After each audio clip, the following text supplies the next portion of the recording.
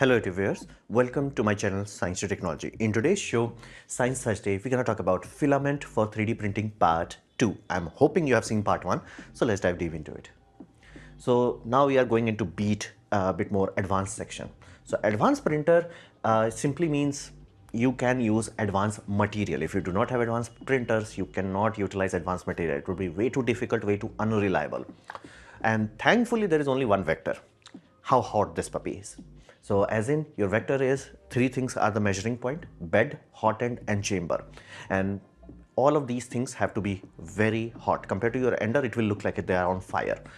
So it does need right material choice for each part. Specifically, like extruders, you might be like, okay, it has like most of the aluminum component. Why does that matter? Here's the deal. While it is true, aluminum will melt at like 600 to 800 degrees Celsius. It will become soft at 400 degrees Celsius, especially if it's under load, like if you're trying to extrude something through it. So you have to select something strong and high temperature stable. Copper is generally used at that point in time, which could be reinforced with stainless steel.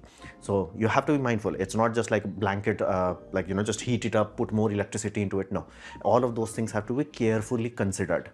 Another aspect, high power bed heaters, because again you are expecting bed to go as high, if not higher than 200 degrees Celsius. Yeah, that puppy hot. So not only the insulation, the electrical, all of those things. Be mindful, 200 is reaching a point where even basic solder will start to become weak. So you have to put some effort into it.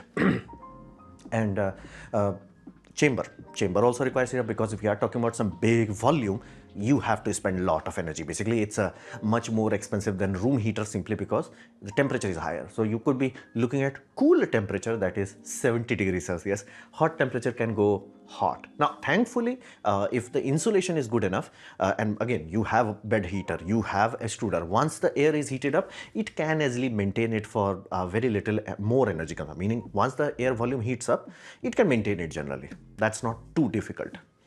And let that be very clear, you are talking about temperatures that are pushing into a territory where expansion and contraction starts to play a role, meaning your frame will start to expand and contract. That's why the chamber heating actually has the worst outcome. Extruder heating does not matter that much. Bed heating, difficult but manageable. Chamber heating, now everything is a big deal. Like, to give you a context, what happens if you take your Ender 3 and just put it into a chamber? Yeah, it will literally fall apart, because the plastic roller, those will start to deform at those sort of temperature. And I mean like 70 or 80 degrees Celsius. And again, even though technically on paper they should be able to handle it, it's just that they are not designed for it. Some people did try to replace that cheap one with polycarbonate wheels. It does give you a bit more, but again, just switch to metal at that point in time.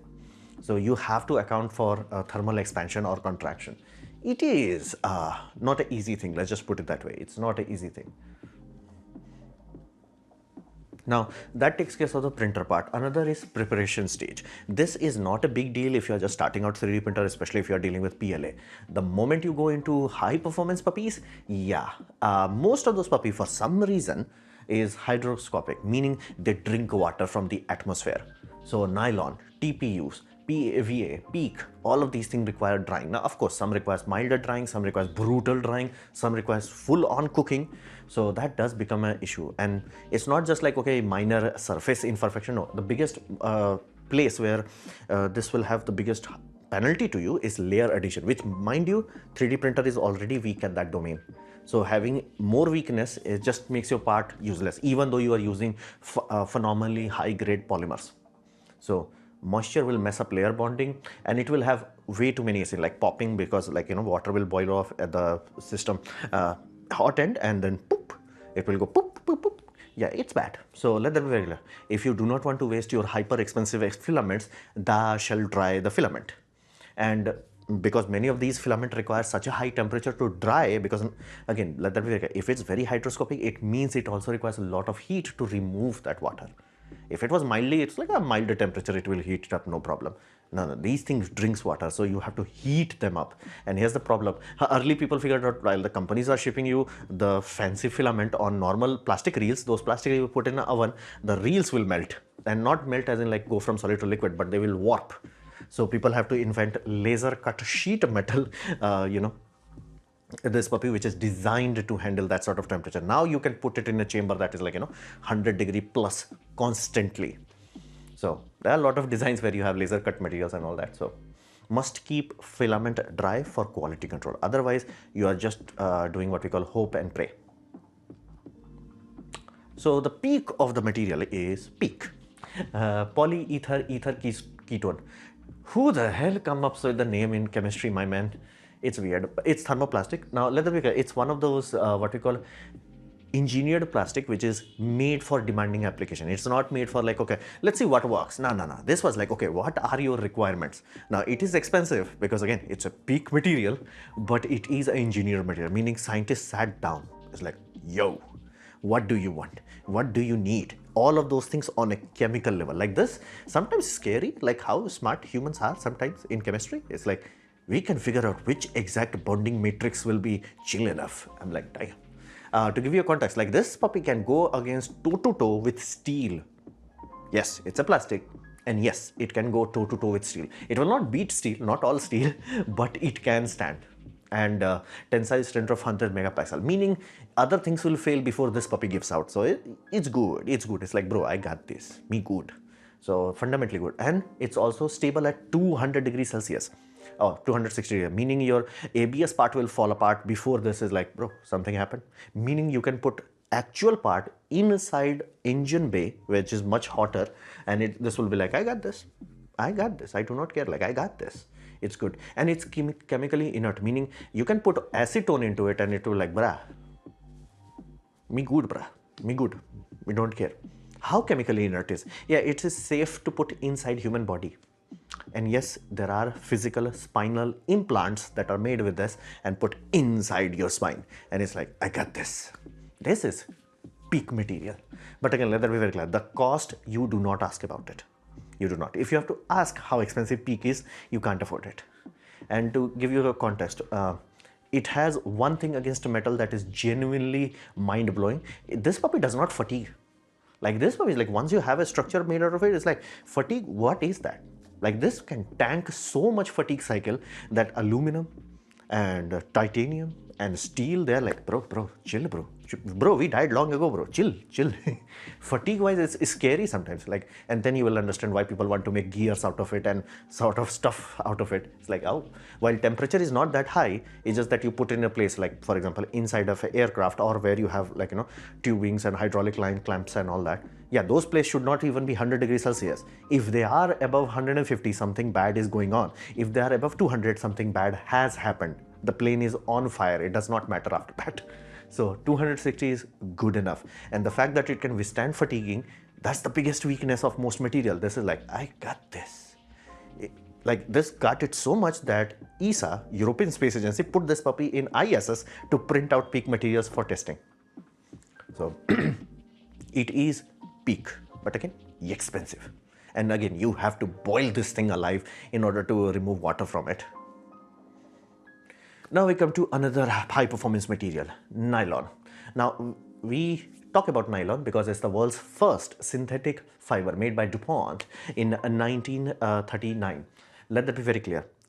Trademark is nylon. Nylon is not a chemical name. Polyamide category is the name. Again, chemistry, name, and companies are very smart generally. They want trademark simply because people, if you like imagine this way, let's say this product comes into market, you have 20-year exclusivity rights for it because again, patent will last 20 years. How do you make sure that nobody else after 20 years can replace your product? Make a name that you can trademark, that nobody else can clone. At that point in time, you have to say, all your competitors have to say it's nylon-like, because again, if they say it's polyamide, it's like so fundamentally, that's why you hear things Teflon. Teflon is brand name, not what we call chemistry name. Chemistry name cannot be patented. So, and again, patent expired for it. So this sort of effort is basically 20-year plus innovation. So great abrasion resistance. This puppy is smooth. It can handle it, and it is flexible. Why does that matter? That simply means if you made gears out of ABS plastic, it will shatter on its own. Like it will like.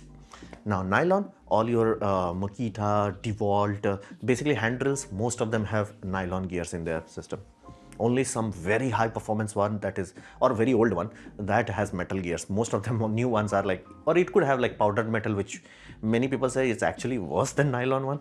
So Nylon, you can get something very robust, and it makes a very good gearing tools. Like for lathe, I'm talking metal lathes could have nylon gears and does have nylon gear. So it is very robust, and if you know what you're doing with it, you can make things out of it. Does have a penalty. This puppy is hydroscopic like there is no tomorrow. This will drink water from the atmosphere. So keeping this puppy dry is brutally difficult. Then we come to PEI. Now PEI is polyetheramide. I don't know my chemistry, my man. PEI, basically known as ULTEM. Again, ULTEM is forged by General Electric name. General Electric is the company that has that patent. So that was in 1982. So that patent expired very recently. PEEK is like very expensive. Somebody's like, what if we had something in between? This is exactly in between. It's not as great as PEEK. It's a bit weaker, and temperature wise it will only handle 160 degrees Celsius. But again, it's more than good enough and inert enough, meaning if you are inside a car cabin and you have all the structure that is made for 160 degrees Celsius, you're good. You're like, why? Well, if it's above 160 degrees Celsius, I can guarantee you there is no human alive in it. At that point, it does not matter. So that's how it works. And be mindful, it is aerospace grade rated, meaning PEEK is also aerospace. This is like, this has full what you call aerospace documentation, where it's like, if you are using PEI, it's like, yeah, cool, got this, like done. It's like full ISO certification, all of that. Okay, it's also very robust. And this, one of the benefit this has, this does not drink water. This does not drink water, meaning if you get a filament and unless you have brutally high humidity, it will not drink it. Now, should you preheat it up? Of course. Should you try it? Of course. But this is one of those scenarios where like water cannot deal with this. Like water does not do instantaneous spot damage to this. That's one unique thing. And many people are like, this is good enough, strong enough, where it's like, if normal plastic was not doing it and PEEK was too goddamn expensive, this is a good middle ground.